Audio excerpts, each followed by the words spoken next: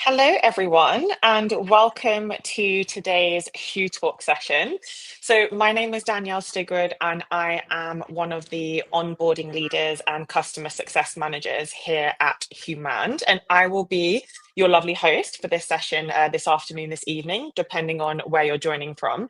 And thank you all so much for taking the time out of your days to join today's session. We're very much super pleased that you could join us today. So whilst we wait for everyone to settle in, I would love to hear from you, the audience, where you are joining from today. So what your name is, where you're joining from today, and what brings you to today's session, what you might be looking to get out of it, what you're looking to learn from it, just so we can understand how we might be able to tailor today's conversation to what you'd like to hear today. So to start off with, I'm joining from the Middle East. I'm in Dubai. But yes, I would love to hear where in the world you are joining from today. So feel free to use the comment box and let me know where you are joining from today and what brings you to the conversation. Okay, so we have, I think, Alison's joining us from Barcelona. And Catalina, where are you joining us from today? I can see you in the comments. Whilst we're waiting for some comments, I thought it would be good to introduce what a Hugh Talk is. So for those of you who are new around here, Hugh Talks are live conversations where we invite experts and leaders to share insights, experiences, and real world strategies around leadership, communication, and also the future of work. Today's Hugh Talk is all about the future of leadership, focusing on purpose, belonging, and listening at scale. So we'll explore what it means to lead with purpose, how to build belonging in such complex organizations that we have today, and why listening, especially through reverse mentoring, which I'm excited to hear more about later, and how it is such a powerful tool for a human-centric leadership. I have a couple of comments coming through. So thank you very much for sharing. Adrian from Mexico, business partner of Human. Thank you for joining us today. Valentina is joining us from Argentina. We have Yuri in Brazil, and he's a global sales executive. And then we also have Camilla here from Argentina as well. A good global representation. I love it. But yes, anyone new joining, feel free to use the comments. Let me know your name, whereabouts in the world you're joining from, and what drove you to join today's session as well. So with that being said, I'm really excited to welcome our guest for today's conversation, Patrice Gordon. So Patrice is an internationally recognized expert on the future of leadership, specifically with a deep experience in reverse mentoring, inclusive leadership, and intergenerational intelligence. She has held executive positions in aviation, finance, and strategy, and now is in fact the founder and CEO of Eminere, where she helps organizations reimagine leadership in a world that is very much shaped by the disruption that we're seeing every day in the current world affairs. Her work equips leaders to build purpose-driven cultures, foster true belonging, and practice listening at skills which are essential to creating a level of trust, resilience, and of course, innovation in today's world of work. Patrice's approach blends strategic insight with real human connection, showing leaders how to adapt, how to communicate, and inspire in ways that truly drive impact. Well, Patrice, I'm so glad that you're here, and I'm sure you'll be leaving the audience with some fantastic new ideas and insights. So, would you like to say a couple of words yourself? Thank you for that lovely intro. I always feel like I'm blushing when people give me an intro. But honestly, I am so excited to be here and partner with Human. I have now made it my life's work and mission to really try and cut through some of the noise and think about how do we really lead the workforce of the future. And reverse mentoring, I think, is one of the secret tools that we can use in order for us to really step into that gap, but then also lead and listen at scale. And I think this is where the beautiful collaboration between us both lands. So excited to be here. I am from London, in London today, and so rather feeling sad because all of you are in the heat. Obviously, like you guys I are know. Middle East and South America, like overly represented here. So I'm feeling a little bit jealous as we step into autumn, but that's life. exactly the reason why I had to come to the Middle East, because if anyone has been to the UK in the audience, you'll know exactly what Yeah. we're talking about. Well, thanks again for being here, Patrice, and I'm definitely excited to dive into this conversation, also hear more about reverse mentoring, even if it is on a more selfish note, and I'm sure our audience is too. I see a few more people joining. Thank you very much for being here. So I think we had Andrew joining from London, so you can probably definitely know what we mean when it comes to the weather. We've got Thomas from Stockholm, Sweden, who is interested to listen. Well, thank you very much for being here, Thomas.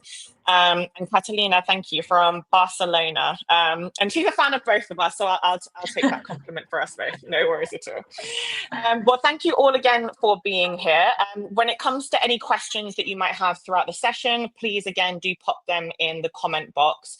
And if I can't answer them during the conversation, we'll have plenty of time at the end to come back to them at the end. So don't think I've ignored you.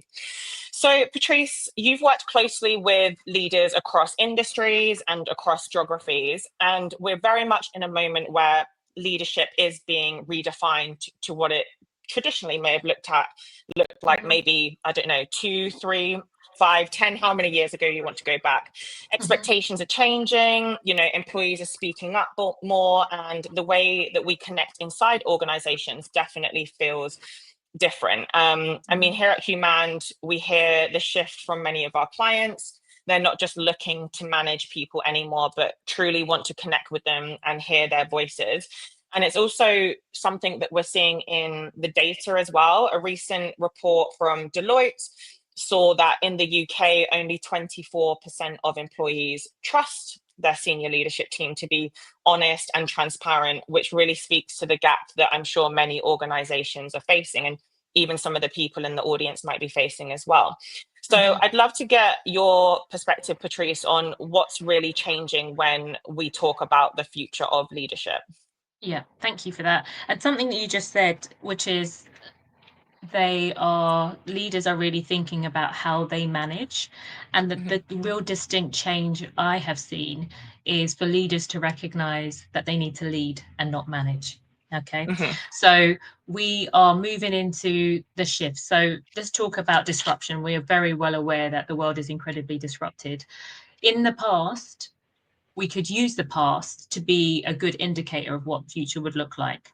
And I think for the first time in humankind, we're really in a place where the technology is moving at such a pace and the disruption is so acute that actually what the future will look like is, yeah, we have to plan based on what we know, but we have to insert a certain amount of disruption with our plans. And so this is where I think the words and what I hear is more leaders recognizing that they need to understand how to lead as opposed to manage, because if you're not sure what the future state is going to look like, managing that is very difficult. But if you lead and you genuinely have a workforce of people around you that believe in you because you've been authentic and you're credible to your word, they will follow you where you're going, even if you're not sure on what that direction is, because actually to be clear, we're managing what we can at the moment, but things are shifting, the sands are shifting very, very quickly. And so I think it's really moved from leaders recognizing that they don't need to be like a hero leader anymore. I think those days are gone. We used to celebrate leaders who had like all of the answers and were able to call all the shots. But now actually the respect has really shifted. And I'm seeing a trend from both the employees who really want to see the brave and vulnerable side of their leaders, because, we're really conscious that the world is not predictable. So actually a leader coming out and being a hero leader saying, I can predict what, I know what's going to happen. That's not true. And so it's all about leaders who can listen really well, who are really adaptable, and who are not afraid to bring other people into the conversation, because they're recognizing that because the world is moving at such a pace, they don't have all the answers. And actually collaboration and bringing people together around the table and respecting those people's viewpoints and opinions, those subject matter experts, they're really going to get the most out of their people in that way. And I think, in the pandemic, I think was a really good example of this. Absolutely. Because we had lots of different information, lots of things moving and impacting in different ways. And it couldn't be that command and control because the information and the pace was moving so quickly. So actually, we saw in so many different organizations that literally the leaders had to come down quite a few levels and kind of embrace kind of a bit more of a group thinking mentality in terms of, right, what do you know, what do you know, what do you know, how does that all fit together really quickly for us to decide on what action to take now? So yeah, I would say listening deeply, being able to adapt, bringing other people into the conversation, but most importantly, recognizing that they need to have followers, and in order to have followers you need to be a leader, not manage. I like the term of not managing and being a leader. And I feel like it can be a bit of a grey area, or Mm, people can misinterpret it and say it's one mm, of the two things. mm. So, what would you say are some kind of like small steps you can take to come Shift. from a manager into a leader A leader. perspective? I think when I first became a manager, I was 25 when I was a manager. Actually, my first job was I was a manager for a children's wear store in Debenham, like on the floor on the weekends. And I remember it was very task based. So we needed to like have a rota, we needed to make sure the different areas were covered, and I needed to manage people as like this shifting thing to be able to do things. I didn't need to lead them, I needed them to do that specific thing. Hmm. Now, when we look at almost the robotics of that, that's not how work works now, right? When we're thinking about how do we want to get the most out of our workforce, actually, if we want them to do a specific thing in a specific box, we're probably not getting the most out of them. Yeah. And it's giving people the freedom of thought and think, and also respect that these individuals are very talented, and actually they can self-manage and manage themselves to an outcome. But actually, if you want that free thinking and you want that almost innovation, you will definitely stifle innovation if you are managing. Because if you say to me, I want this by the end of the day, and give me no context, that's like management, right? So like, I want this is a report I want, no context, get it done. Great, I can do that for you, not a problem. But if you say to me, I'm trying to answer this question, this is the problem that we have, and this is the question that I'm asking, and I think this report is going to give us the answer to that. What do you think? Mm. You're probably going to get a better answer from me. You're probably going to get me to think, actually, if that's the question or the problem and the challenge that we have, is that report going to help? Or actually, is there anything else that I know, or is there other questions that I can ask other people to be able to get to the answer for the problem that you have? And for me, that's always what I felt, that distinction from being a manager and moving to a leader, which was assuming that I didn't have all the answers and I didn't know what the right answer. I had the question, or what I thought the question was, but actually, if we take it back to the problem and give and share what our problems are with our people, we can then activate them to be like, actually, I think this is probably what you might find more helpful than the report that you think that you need.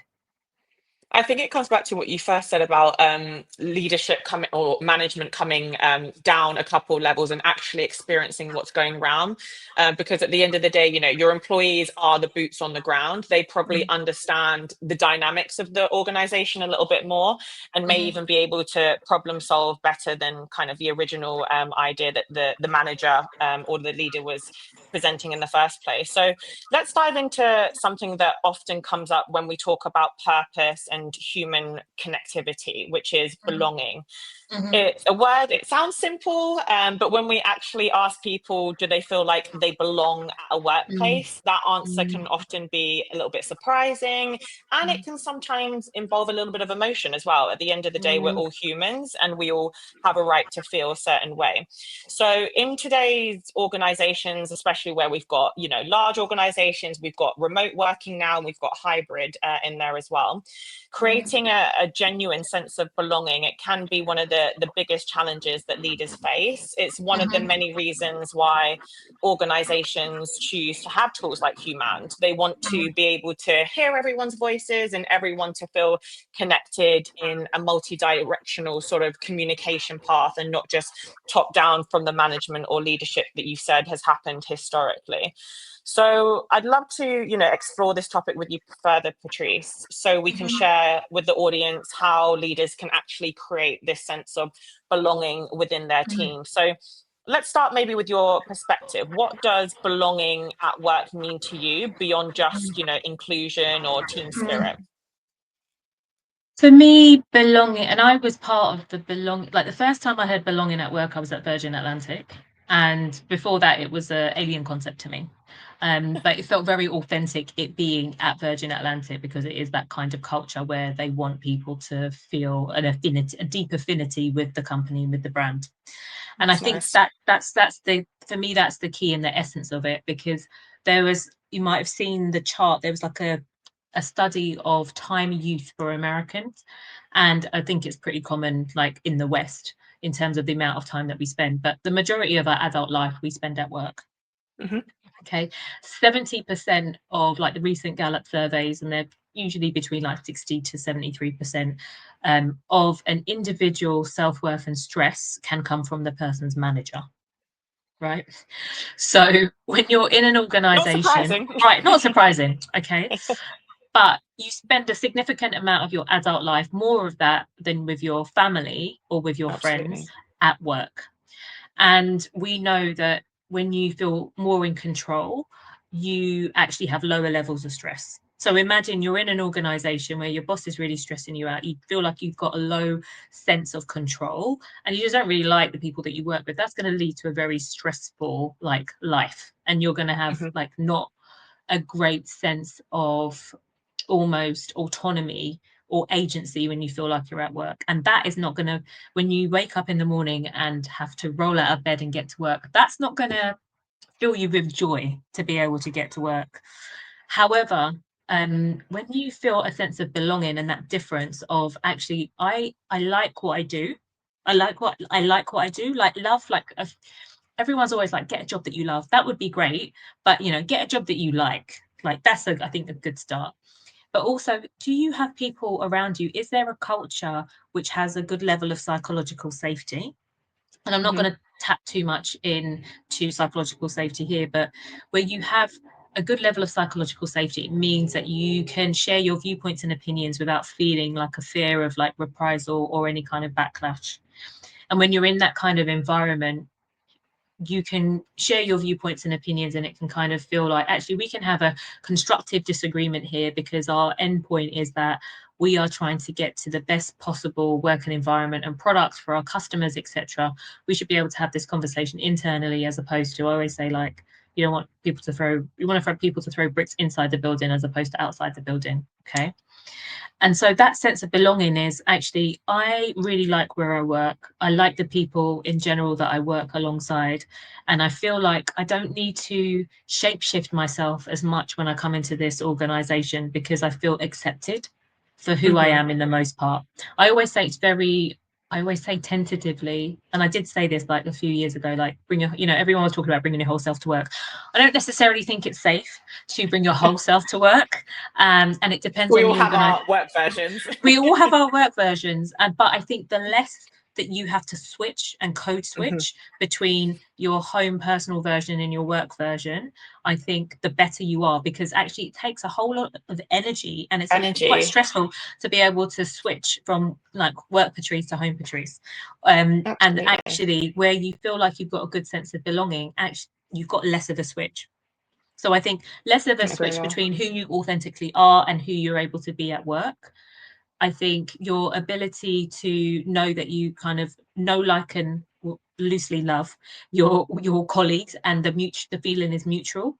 I always, you know, if people are describing their workplace as a family, I think there's a big risk associated with that, because actually you Mm. can't choose your family. No, have you not heard that before? Like it's really, and okay, sorry if your man does describe himself as family, but yeah, because families we know that families have toxic behaviors, and you can't actually always call out families and toxic behaviors. So I do think that that's really, and when you have to make really tough decisions as organizations, but most importantly as leaders, you can't fire your family members. So you know you've got to just be really careful of that terminology, because in my experience, where it is smaller, most more close knit, and you're treating it in like a family, it can also become a cult. It could become cult like.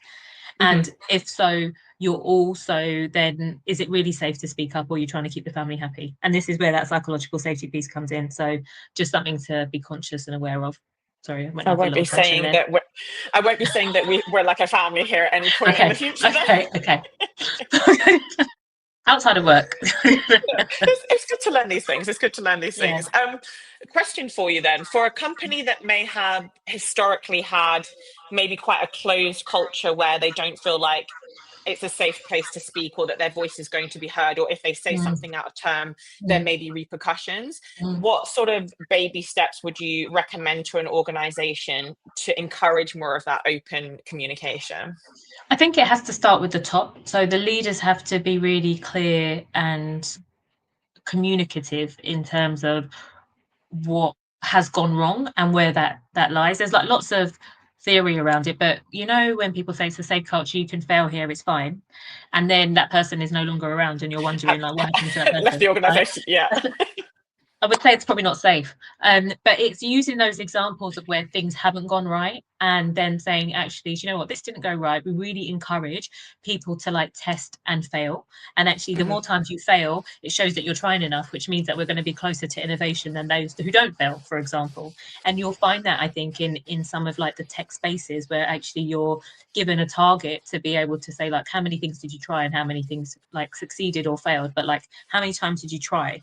Because that normally suggests that you are not trying hard enough and you're probably going to get a little bit stuck. So I think leaders really talking about when things haven't gone so right, because it kind of Mhm. gives people permission to be able to feel like, oh, actually, you've said that, but now you're acting on it and you're being really clear about it. I think where it doesn't work is where you say it's safe to speak up or X, Y, and Z, and then you can tell like the thunderous look on a leader's face when you're asked one of those questions that you really shouldn't have asked in public. So it's really about living and breathing it, and I think it has to start with a tone from the top, and admitting to mistakes that have happened or Mhm. decisions that were made which really didn't work out so well. But what is the learning that we've taken from that, and this is what we're going to do differently going forwards. That oftentimes failure or when things don't go right are kind of brushed under the carpet, and it then just instills further like mistrust, but also like we can't take too many. The reason people are probably risk averse is because they feel like there's going to be severe repercussions for it, and Repercussions. that has Yeah. a real downward spiral when it comes to innovation and people feeling like, actually, let's try something new. And I think that's the danger that we will enter into if people don't feel safe enough to speak up or try new things. Yeah, speaking of trying new things, we have one of our case studies here at Humand is Siemens. Mhm. They have a heavy frontline work presence as well as people that do have access to a laptop or work computer. So they had, I think, 3,000-ish factory workers who, not deliberately, but just because of the setup that they had, did not have access to the same tools or internal communication channels as the other team that did sit behind a desk and have access to a computer all day. And after launching Humand across their teams, they had more than 85% of their workforce onboarded within the first month. And that number quickly grew to almost 100%, which really struck with me, not just because it was an operational shift, but because of how people were saying that they felt. They felt heard, Mm. and they felt that it was a really positive introduction to making things better and making things more open in the workplace, which was great. A question for you then, and one from the audience, and I'll use the one from the audience as well as one of my own questions here as well. Mm. So a question from Carolina is, she thinks that it's really important to have a sense of belonging, but Mm. is there a possibility for measuring the Mm. level of belonging that exists at a company? And how Mm. can you also spot when people don't necessarily feel like they belong? Mm. I think, thank you for that question, Carolina. One of the easiest ways to test belonging is through your employee engagement survey. So there's some key questions in there in terms of, do you feel like you're heard and listened to? Do you feel like your leadership, these are like gauging questions. Do you feel like your leaders listen to you? Do you feel as though your leaders make the best decisions with your viewpoint in mind? Do you feel like there is a strong culture of equity and inclusion? Do you feel that your voice is heard? Like these are series of questions that you can kind of look up and add into your employee engagement survey, and then you can gauge and track those over time to see whether people feel like they, like, do you expect to be in this organization in the next 1, 2, 3 years? Do you feel like you're recognized for the work that you do? And recognition, like, you can do it in a loose term because you know, it could be financial recognition, or it could just be recognition.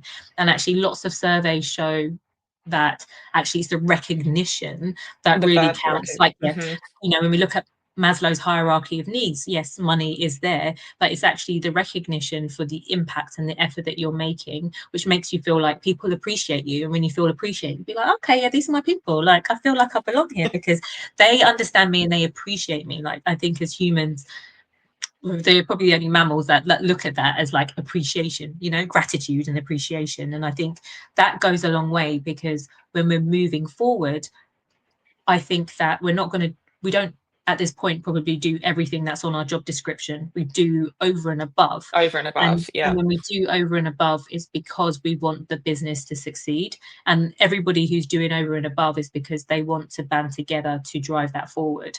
And I think that's where actually the sense of belonging becomes even more important, because you want to belong to a success story. You want to belong to a turnaround story. You want to belong to a company that you're really proud of. And so I think those are the things that you just have to consider. Speaking of employee satisfaction, one of my favorite modules in Human is our people experience module. It's an anonymous way to collect answers to the questions that you just shared around, like, how confident do you feel in your leadership team? Will you be here in a year or two? And one of my favorite questions, which is kind of like a standard question in the people experience module, is how likely are you to recommend Recommend a Human, friend. for example, as a Yeah, place, yeah, as a yeah. place to work? And then Mm. using that as, you know, a comparative number going forward, I think is a really powerful tool. So Mm. yeah, really, really insightful having those. How often would you recommend having a employee satisfaction survey? Once a year, more frequently? I think once a year, and then if there are significant changes, a bit of a pulse. I think the trend, when I've looked at kind of the recent employee engagement survey trends, is like an annual full um, survey, and then pulses at specific points throughout the year. Because I think sometimes, you know, if there's a big project or there's been disruption in the market, it's good to get a gauge of what that looks like. And I've seen it work well where departments might do a pulse at different points in the year. So you can see, you know, it might be like for the first half of the year, we'll do operations and commercial. And then for the second half of the year, we'll do something different. And so I think the pulse in the year is really important, because my thing is that we forget sometimes what we've done throughout a whole year. I forget, and therefore I think when I've been on the other end, and I used to lead the engagement team for commercial at Virgin Atlantic. So in my Mhm. role as commercial strategy director, one of my things was the engagement project, so commercial engagement. And it was funny because I obviously got to see all of the detail and all the verbatim, and you realize that because of the time distance sometimes between when you've done an initiative or something where someone's asked, like, we've had the feedback and we've done something great, but then we don't do the survey for like 9 months, people forget. So always, like, I would say, strategically time those pulses to make sure that you're kind of getting a good essence of the impact and the effort that you've made, because people do forget. Absolutely, absolutely. But I think at the end of the day, it's not just, you know, creating a survey and hearing what people say. It's Mm, also going that one step further and truly being open to what's being said and open to feedback, even when it may be uncomfortable. So being mm, open to change when creating surveys like that, I think, is just as important as the survey itself. yeah. Um, and you often talk about listening at scale, which I love because it acknowledges that it's not just a one-to-one skill, and it's Mm, something that, you know, needs to happen across the whole ecosystem: up, down, left, right, horizontal, mm. diagonal, so on and so forth. But what would you say listening at scale look like in practice, Patrice? And how can leaders build cultures where people feel safe enough to be honest? I know we've kind of answered that already, but Mm, where does that honesty, like, actually lead to change? mm. I think when you listen at scale, it's like you said, it's about the leaders being really authentic, and it's about being consistent. It's about being really clear on what your values are in terms of an organization. And therefore it's about that consistency. What I have found is that sometimes leaders can be a little bit inconsistent. So like you say, there's a survey that comes out, we've got like, this is the survey results, this is what we're going to do, this is the plan, and then it's kind of tumbleweed until like the next plan comes out in like a year later. And Yeah. I think you it's, for me, it's the embodiment. It's the embodiment of like, I am living, walking, breathing these values, and actually I want to be a true leader to you. And that really comes out in those organizations that commit to that consistency and almost that daily habit of being visible, but not just being visible and talking, but visible and listening, and then having some feedback loops that they're able to feedback consistently in terms of what that looks like. And so, for example, that could be, we do the annual engagement survey, but as part of our monthly town hall, for example, we always make sure we have a people section. And in that people section, we're talking about things that, you know, things that are up and coming, things that have moved or shifted, or things that we're taking away, or things that we're adding. Okay, so there's a so, you know, oftentimes, like sometimes, because there's not consistent communication when something comes up, like, oh, okay, we've got a town hall and we're going to talk about people, and you haven't talked about people for like 3, 4, 5 months, then people are a bit worried. Like, It's why like, we're suddenly talking about what's why are we happening? talking about what? Yeah. Exactly. And it's, there's a fear associated with it. And I've seen Mm. that so many times. So I think it's about actually just having that consistency and living, breathing, thinking, actually, I'm a I'm a leader of our people, and therefore we should have people on the agenda every single month, because there's always something going on with like different systems, or, you know, even the recognition part, like I said, like, you know, the fact that you might have a monthly stand up and you're recognizing, and you're actually, one thing that I love, and I think you have definitely have this module in Human where you can like nominate your team members for like some great work that they've done, and you've got like it enforced, like you've got, I don't know, 5 crowns or whatever that you need to give out every single month, like who you're going to give your crowns to. And that gamification, almost like gamification, but also engagement amongst your colleagues, I think is really important. That's something else that I've seen in regards to listening at scale. It doesn't have to always come top down. It's actually, how do you build that like belonging and sense of, actually, we're one big team here, because we're not waiting for the CEO to say you've done a good job. I'm actually saying, you know, Danny, you've done a great job. I'm going to give you 5 crowns this month, you know? I'll take the crowns. Thank you. Yeah, definitely. I feel like it is powerful how this shows up in real situations as well. We had a company in Portugal. They're a leading service company, and they had been struggling with engagement again with their frontline team across multiple sites. But once they introduced a more like structured way to actually listen to people, and sometimes that is led by team leaders, just to set the example, like you said, it's got to come from the top down, so people feel like open and they feel like there is that level of trust. But ultimately, it boosted the communication, not only top down, but bottom up, and they've had such positive feedback, with over 65% of their workforce being fully onboarded within a month. Wow. And it's just a great way to see how people genuinely feel heard, and they're showing up more at work. If you feel more recognized, more valued, more appreciated, like you said, there's definitely more drive in the morning to turn up to work. I can definitely say that from personal experience as well. But of course, you know, listening isn't always easy, which brings me to something I'd love to get your take on. So, what are the most common traps that leaders might fall into when they think they're listening, but in actual fact they're not? The key is that, two things. One, leaders they're listening to respond. So they're like, okay, yeah, get to the point. I know I've got the answer. But that's quite a Mhm. typical trait that I see. That key for me, which we'll get to in reverse mentoring, is that the curiosity sometimes isn't missing. So in the same way as I just gave that example of the report that someone wanted run, and I was like, yeah, I can give that to you. But actually, is that the crux of it? Is that's what you think you want, but actually that's not really what you want. So I think listening to understand as opposed to respond, classic Dale Carnegie, How to Win Friends and Influence People, I think is important. But I also feel as though there is still that some leaders still have that hero like leadership piece, which Mentality, is, yeah. yeah, which is like, I've got all the answers here. Like, what are you really telling me? And Why do I it, need to listen? yeah, there's just a Yeah. little bit of an arrogance, and I think that's the part where I feel like there's still a bit of a trap. I think the servant leadership that we're seeing become much more popularized now, is incredibly important. But what's most important with that is that you do it really authentically, because when you say you ascribe to it but your behaviors don't match up, then that's even more problematic, because you're just driving a decrease in psychological safety. So I'd say that. What's servant leadership? Sorry, just like drop that in there.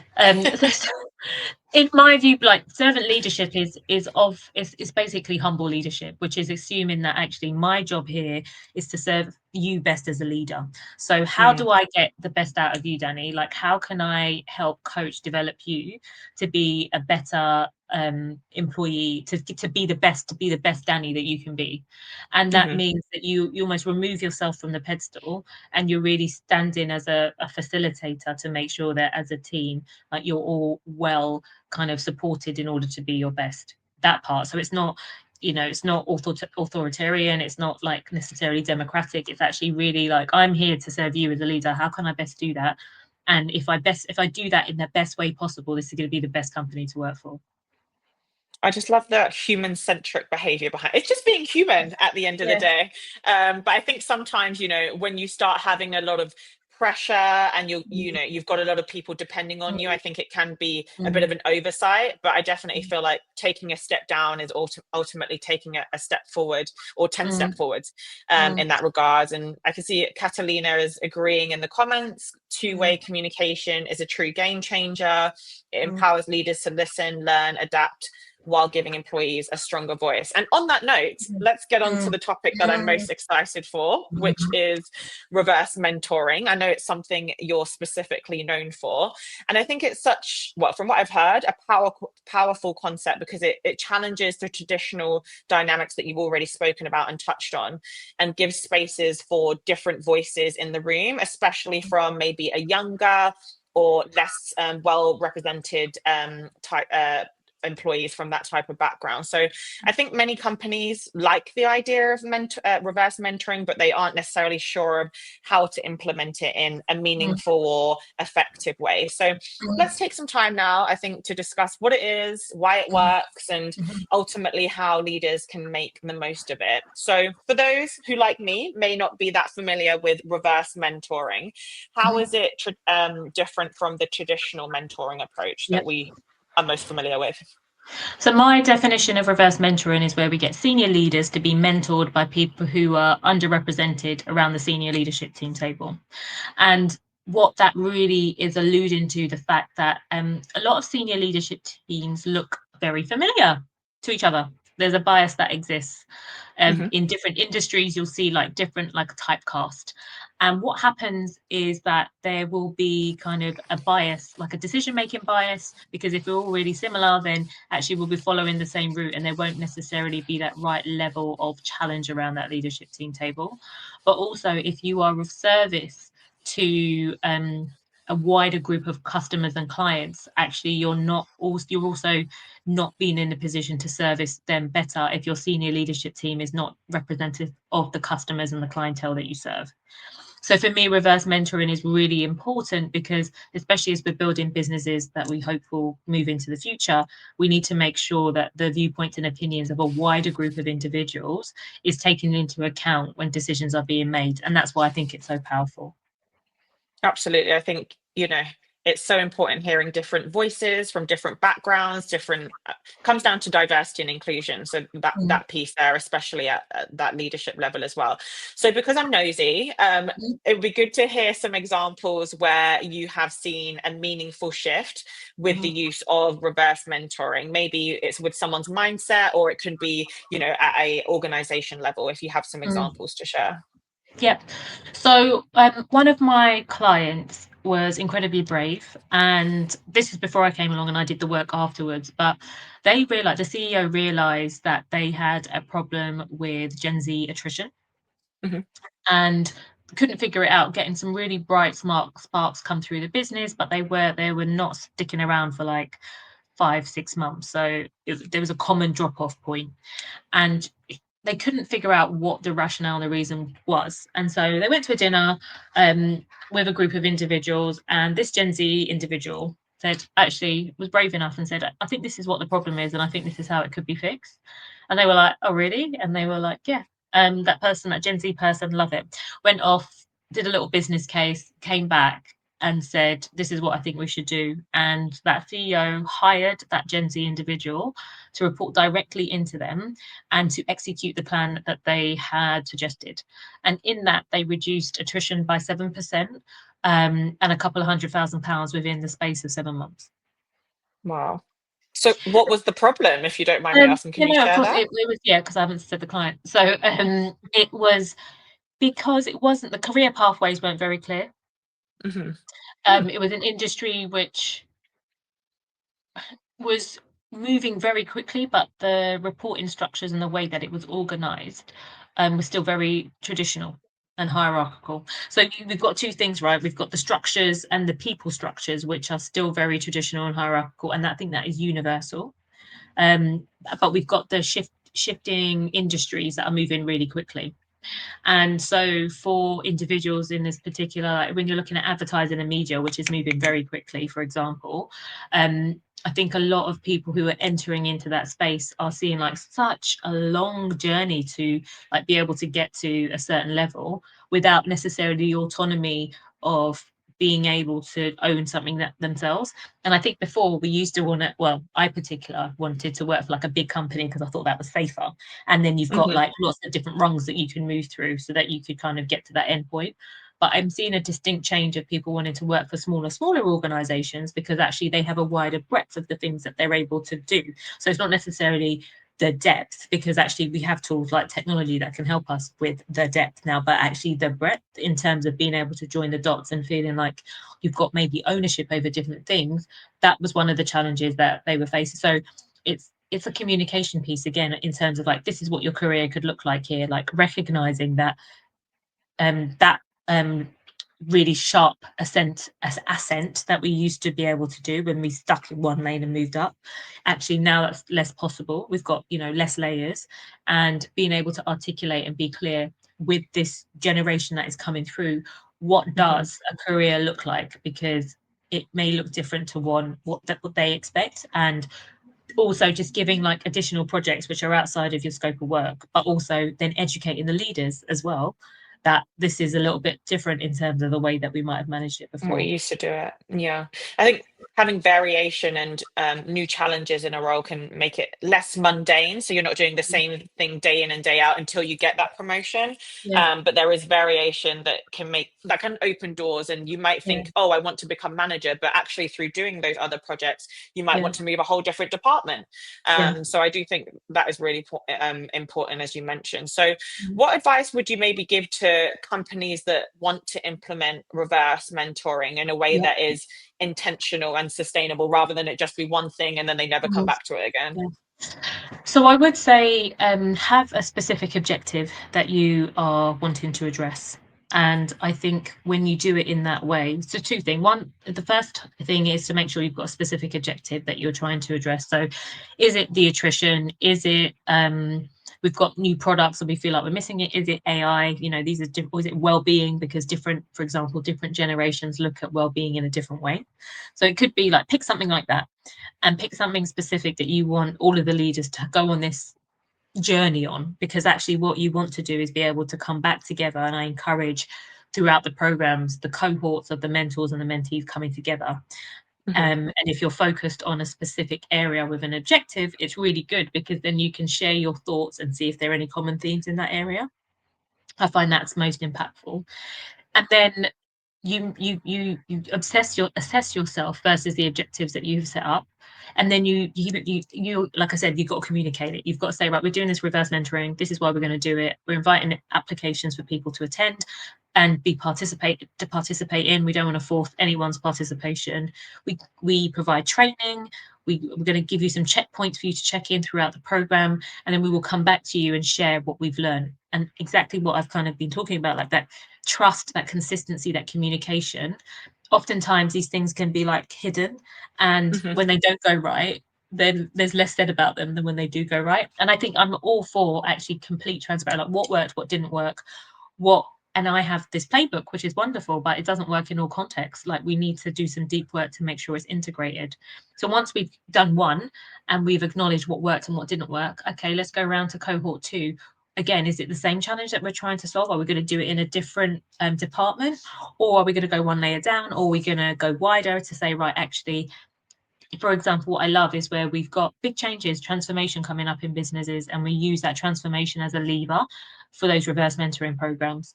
Because oftentimes, number one challenge, every single program I've ever investigated or run, communication. Leaders feel like they communicate frequently and often.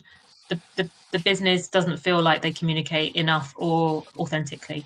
Okay, so there's a big, always a communication gap. So actually, when we're thinking about transformation and change and the pace at which we are changing at present, using these projects as a point of conversation and a bouncing a sounding board. You can use your mentor-mentee relationship as a sounding board. It's not just past, it's not just future. We can actually use it current. So actually, we're doing this Ongoing. project. This is what we're thinking of doing, and this is what we're planning. What do you think of it? And actually, it's a really good way of getting people on board before you actually like launch, do things, etc. And it's also in a safe bubble, because confidentiality is really key in these relationships too. And have you met the challenge where, for example, a company struggling with staff turnover, as you mentioned in that first example, but the solution that the mentee, the person that's mentoring the senior leadership, their idea and their business case maybe challenges or puts a strain on something else going on in the organization. So Mm. this will improve your staff Mm. retention will improve, but it's going to have an impact on that. How do you find that balance? So I think that's where like the senior leaders then have to do a risk assessment and say, actually, what is most important to us right now? Is it a right now piece? Is it a 6 months piece? Is it we need to go to the board to get some more money for this thing one off because the payback is going to be X, Y, and Z? And it often comes down to, you know, what is the bigger problem that we're trying to solve at this point? Hmm. And is there a way that we can kind of dial down something to be able to do it? So we're looking at like typical resource allocation here, whether it's time or people or money, like all of those Money. things. Ultimately money. With it, time and people, it's money.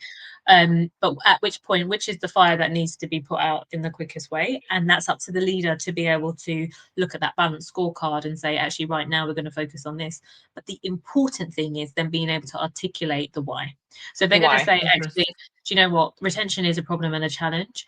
And we are going to pause that. We know that we've got a potential solution, but we don't have the resources to deal with it right now.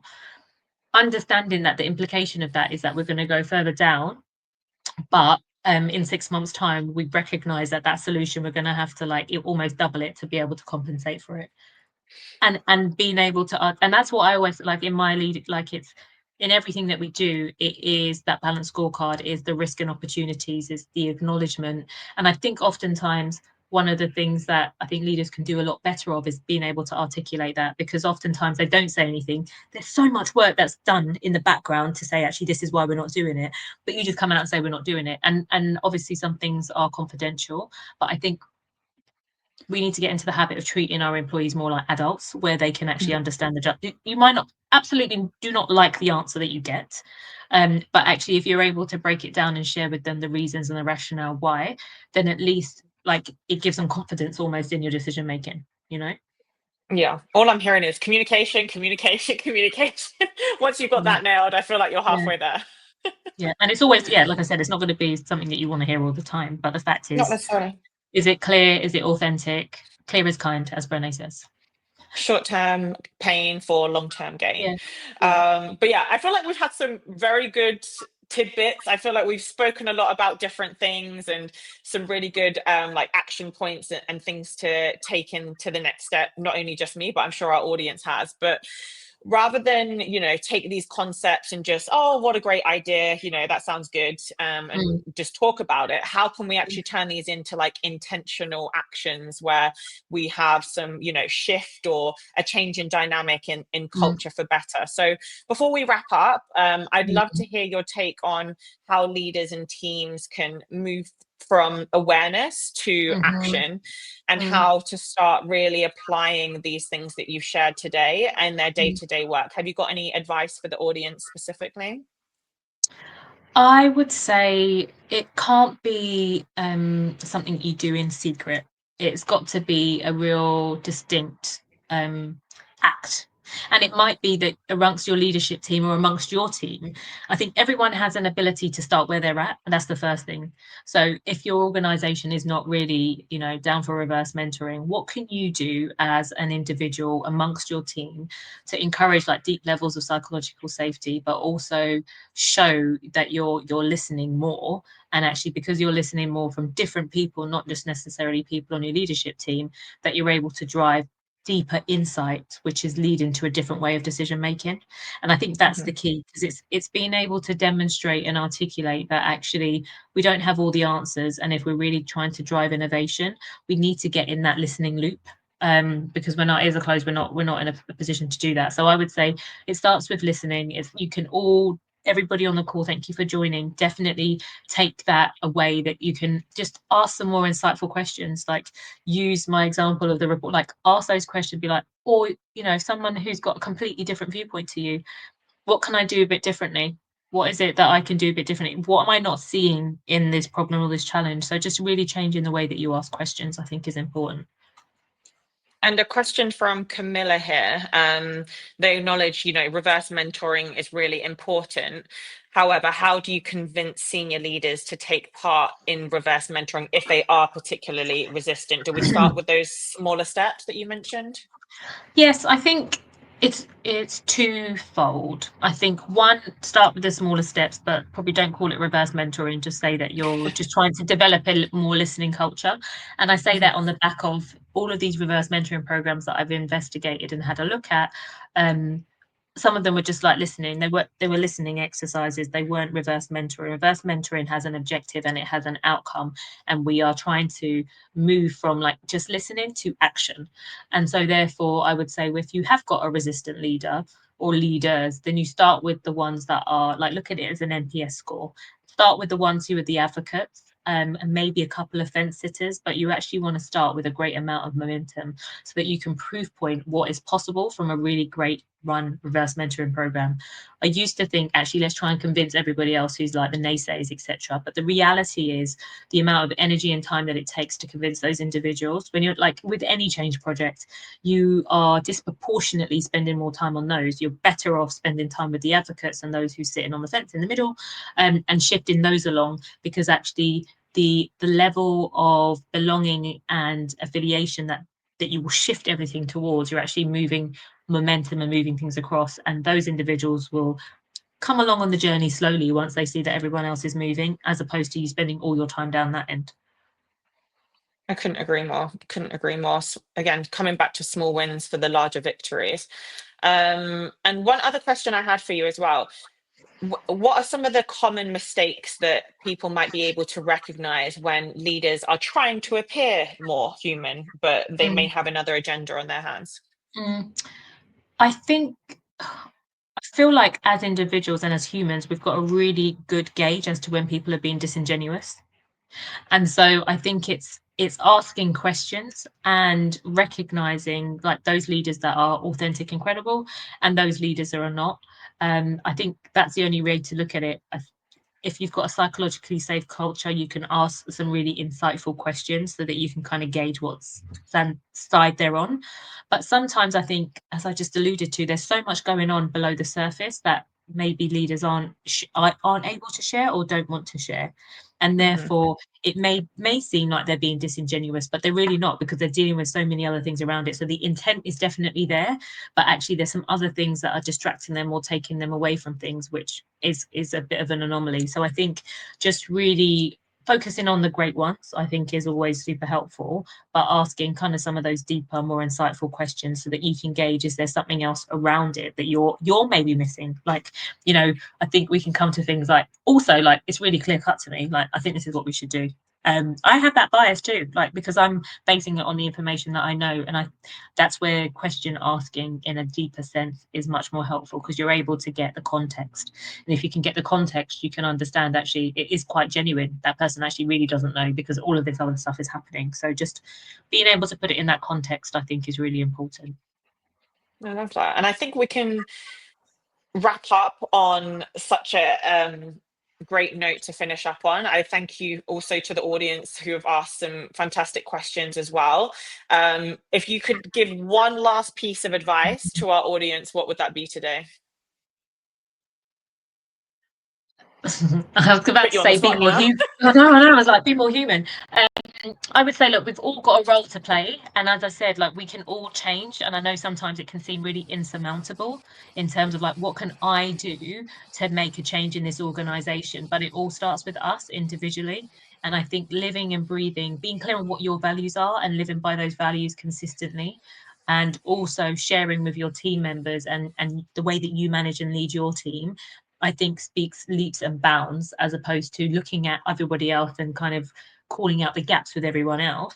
I think it's important for you to like look in the mirror and say, what type of leader do I want to be, and what am I willing to kind of die on my sword by and stand by? And I want to make sure that I'm being true and authentic to myself. So that's what I would say. Amazing. Well, thank you again so much, Patrice, for the conversation today. It's been an absolute pleasure having you with us today. And thanks to everyone who joined the session as well. If any of you are interested in learning more about the amazing work that Patrice and Eminere are doing in leadership and inclusion, there is a QR code on the screen where you can find out more information and get in touch directly. And if you are also curious about learning how to take your employee experience to the next level, or want to explore how Human can help your organization connect better with your people, then there is also a QR code on screen to help you learn more about Human and also book a short intro with our team should you wish. Thank you so much again for joining today's session. Please look out for future Hugh Talks. I wish you all a good day. Thank you. Thank you.